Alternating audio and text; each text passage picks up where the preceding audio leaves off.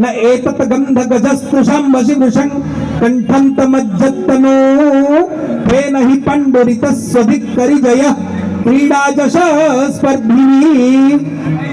जेतेबेले आम रजांकर पारड़ा रजांकर गज माने महेंद्र तनया नदी स्नान करने जाती।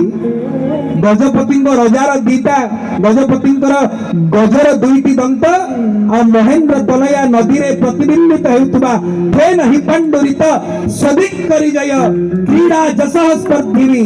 आउ दीटा दंत को देखी स्वर्गर रजा होचंदी इंद्र तांकर गोटिए मात्र हस्ती ऐरावत तार चारिटा दांत से ईर्षा कर आरंभ करे कहले मु तो ये 14 भुवन रे गोटिए इंद्रंकर हस्ती जार चारिटा दांत ये धरणी रे एमिति कि जने धरा धरेन्द्र अछंती पारड़ार रजा अछंती जहांकर मो भलिया असंख्य ऐरा